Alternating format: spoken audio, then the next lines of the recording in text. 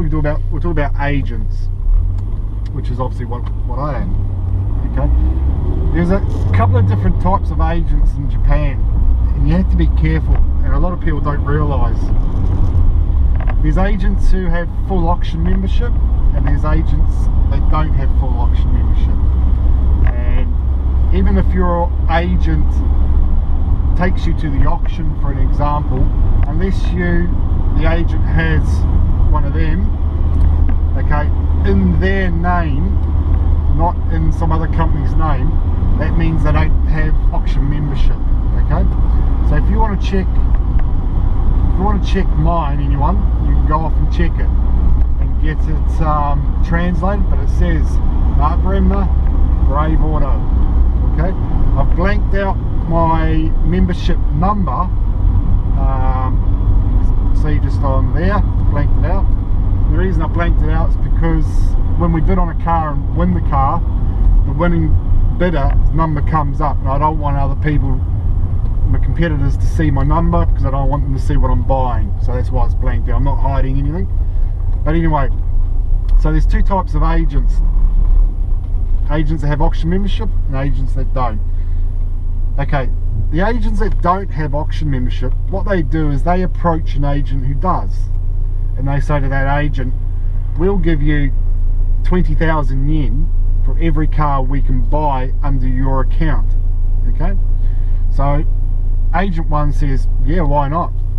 Okay, so what happens is the agent 2, he then starts buying the cars using agent 1's account. But what happens is agent 1 won't give access to the main auction sites to agent 2.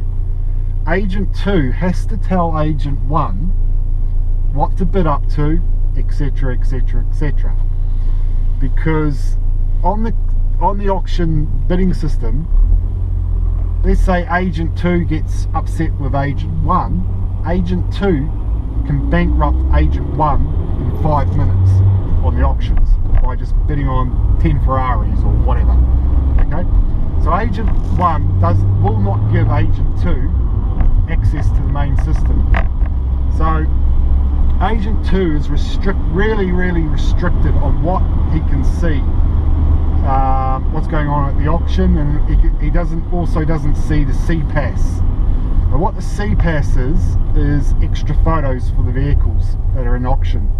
Okay, so the other thing that's bad with it, or it's not good, is agent 1, because agent 2 says to agent 1, can you buy the car for me, for my customer, agent 1 controls the car.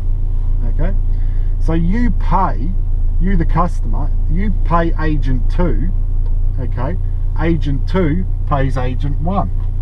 Now let's say in between, something happens between agent 1 and agent 2, okay, you have a very high risk of losing your money, because you pay agent 2, something goes wrong, agent 2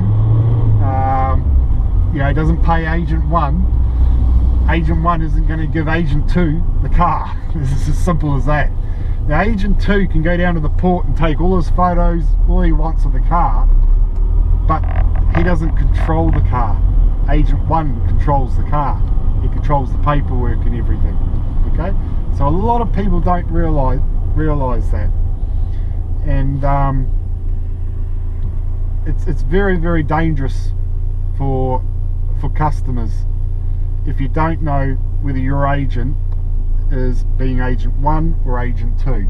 Okay, so one of the ways to find out is to ask to see this, get it translated, and there's a few other things, and if you're unsure and want to know how to find out, just send me an email and I'll tell you ways to find out whether your agent is agent 1 or agent 2.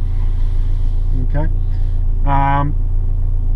with agent 1, to get auction, like USS auction membership, you have to put up land as guarantor, otherwise I wouldn't be able to drive this car out of the auction today, because I haven't paid for the vehicle. I have 5 days to pay for the vehicle. Okay, so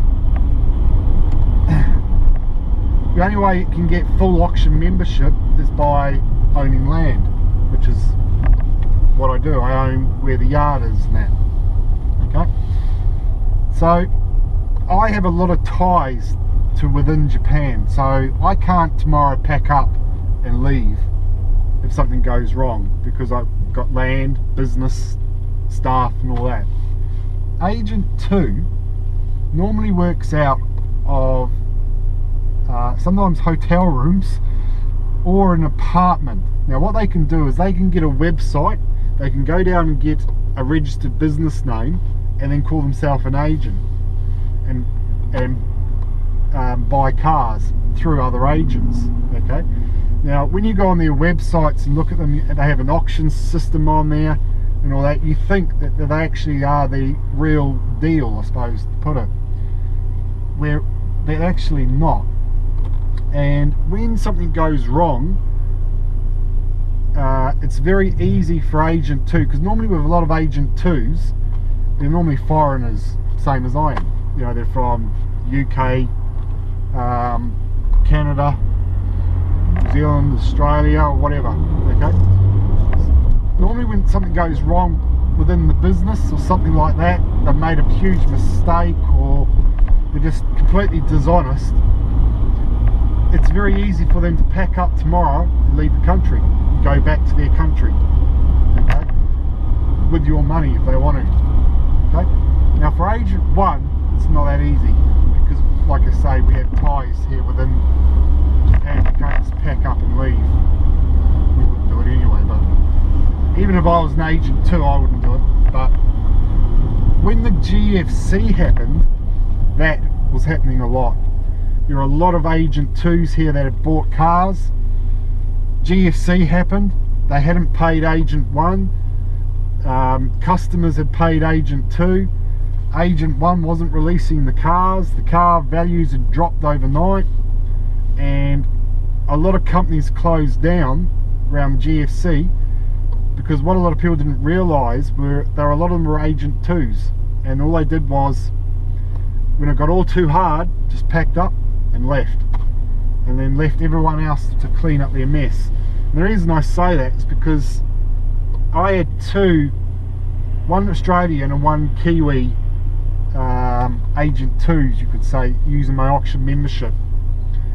And when the GFC happened, one of them did the dirty on me as well as their customers.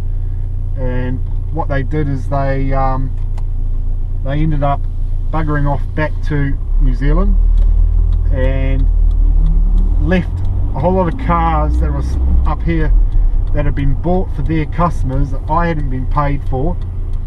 So I had to pay the auction for the vehicles. Then I had their customers phoning me saying, oh, I believe my vehicle might be at your yard, etc, etc. I've paid Peter Pan for the car, and I'm saying, well, Peter Pan hasn't paid me, so I can't release the car. So in the end, we had to do a lot of negotiating with customers, with not our customers, with agents 2 customers, and sort out the mess for them while they were sunning it up in New Zealand. And it cost me a lot of money.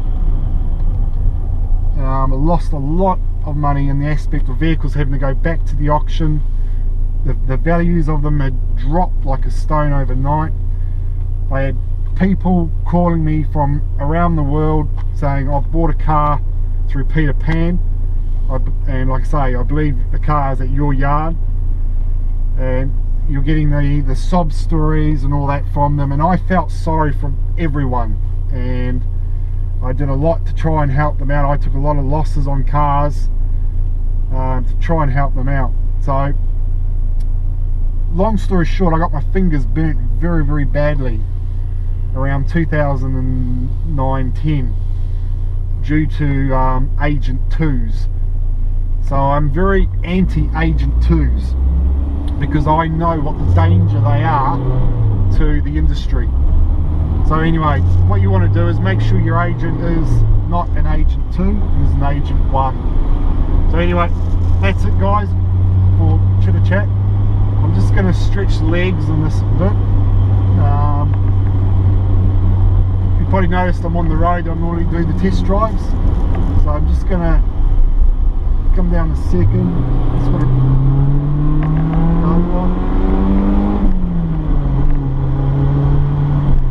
and brakes.